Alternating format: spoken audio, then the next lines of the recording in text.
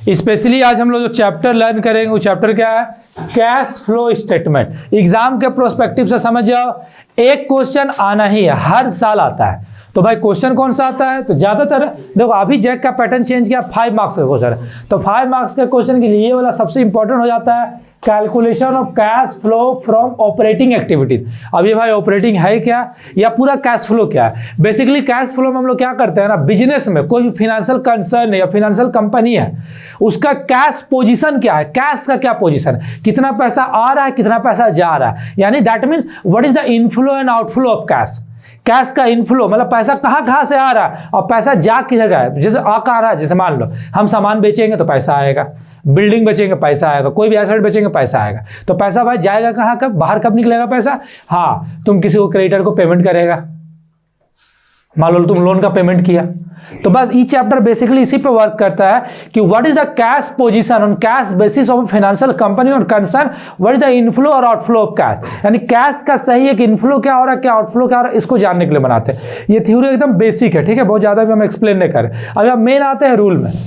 तो cash flow statement में याद रखना टोटल 4 हम लोग ऑपरेशंस करते हैं। पहला ऑपरेशन का नाम है cash flow from operating activities, A number. B number operation का नाम है कैश फ्लो फ्रॉम फाइनेंस, ये investing activities. C number option का नाम है cash flow from financing activities. और डी नंबर जो ऑपरेशन है वो बहुत सिंपल है, उसका नाम है कैश एंड कैश इक्विवेलेंट। तो अब तुमको सब जानना पड़ेगा पहले रूल कि भाई ये कैश फ्लो ऑपरेटिंग क्या है। तो ऑपरेटिंग मतलब बिजनेस को एज ए ऑपरेशन करने के लिए, बिजनेस को चलाने के लिए जो हमको चीजों का जरूरत पड़ता है, उसका जब ऑपरेशन करेंगे तो उसको क्या बोलेंगे, cash flow from operating activities.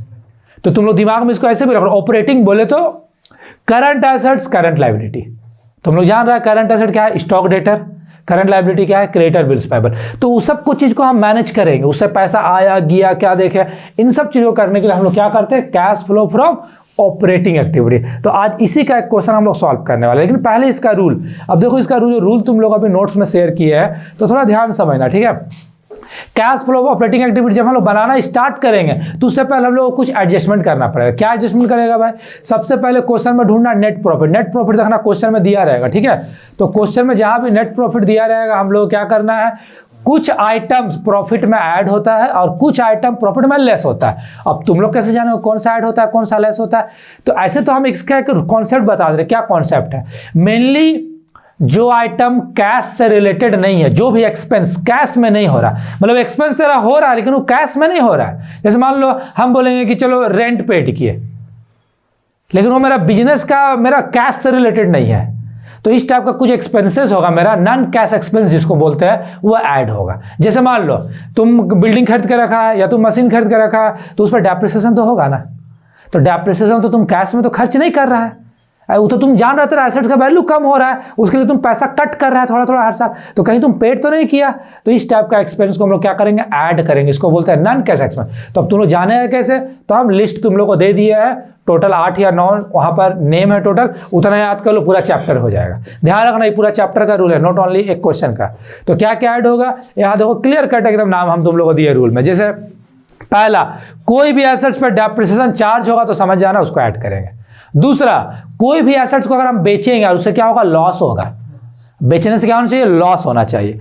तीसरा, गुडविल, ये आप तो सुना है, गुडविल, पेटेंट, ट्रेडमार्क, ये सब क्या होता है ना, फिक्टिशियस एसेट्स होता है, तो इसको रिटर्न ऑफ करना पड़ता है, तो हम लोग को ऐड करना होता है। क्वेश्चन आएगा तो बता देंगे criteria. Preliminary expense, discount on issue of share debenture, dividend paid, interest paid on debenture, transfer to general reserve, ये सब हम लोग क्या करेंगे यहाँ पर बेसिकली ऐड करेंगे। जैसे यहाँ ट्रांसफर टू जनरल जब देखो रूल में नहीं है, तो तुम लोग अभी लिखने समय उसको एक नंबर लिख लेना, ठीक है, वो हम बता देंगे, अभी नंबर कर लेना। लेस क्या होगा, लेस में देखो 4 ही नाम है जो कि फिक्स है। पहला लेस में देखो क्या नाम है, प्रॉफिट ऑन सेल ऑफ, मतलब इनकम लेस हो रहा है, प्रॉफिट ऑन सेल ऑफ, लेकिन ध्यान रखना ये सब एक्सपेंस और इनकम है, ठीक है, एसेट्स नहीं है, तो इनकम क्या होगा, लेस होगा। Profit on sale of fix asset, या वहां पर और बोल सकता है interest receive, dividend receive, rent receive, तो रिसीव हो रहा है तो भाई इनकम हो रहा है। तो ऐड करने वाला नाम देखो 4 या 5 नाम रहता है, जैसे डेप्रिसिएशन ऐड में हुआ, loss on sale of assets हुआ, डिविडेंड पेड हुआ, लॉस ऑन, फिर हम लोग जो अभी एक नाम पढ़े goodwill, patent, trademark, preliminary expenses, ये सब क्या हो जाता है, ऐड हो जाता है, ठीक है, या ट्रांसफर टू जनरल। लेस वाला नाम में क्या है, 4 8 हुआ। जब ऐड लेस हो गया उसके बाद क्या करना है, उसके बाद फिर देखो नीचे रूल, ऐड लेस करने के बाद ऐड लेस करने के बाद चेक करो, फिर रूल होगा। देखो अब फिर ध्यान से ये रूल को तुम लोग को याद रख लेना, ठीक है। देखो हम बोल रहे हैं उसे तुम लोग को समझ में आ जाए। तो रूल क्या है फिर, करंट एसेट्स अगर इंक्रीज हुआ तो क्या करना, लेस करना। करंट एसेट बढ़ गया तो भाई लेस करना, और करंट एसेट घट गया तो ऐड करना। उल्टा रूल है, बहुत सिंपल रूल है, कोई एकदम बहुत बड़ा रूल नहीं है कि याद नहीं होगा। सिंपल, करंट एसेट भाई बढ़ा ऐड कर दो, ये बढ़ा लेस कर दो, घटा ऐड कर दो। फिर उसी के बाद फिर रूल देखो, करंट लायबिलिटी बढ़ा ऐड, घटा लेस, मतलब ये रूल पॉजिटिव जा रहा है। करंट एसेट का उल्टा बोल सकते हो। और तुम लोग कैसे जानेगा करंट एसेट करंट लायबिलिटी, तो तुम लोग को थोड़ा सा वो याद करना पड़ेगा। कभी कभी क्वेश्चन पेपर में लिख के दे देता है, लेकिन देखो हम लिस्ट लिखवा दिए, देखो करंट एसेट करंट लायबिलिटी का नाम दे दिए वहाँ पर, इतना ही में से बस इतना ही में से नाम हो जाएगा। ध्यान रखना कैश भी करंट एसेट, लेकिन कैश फ्लो में कैश नहीं लेते। अकाउंटिंग रेशियो में देखना करंट एसेट निकालते थे हम लोग, वहाँ कैश लेते थे, लेकिन कैश फ्लो में कैश नहीं लेना है। कैश का अलग यहाँ पर हेडिंग है, डी नंबर। बाकी स्टॉक डेटर तुम लोग एक बार नाम देख सकता, नाम एक बार देख लो। यही था ऑपरेटिंग एक्टिविटीज का रूल।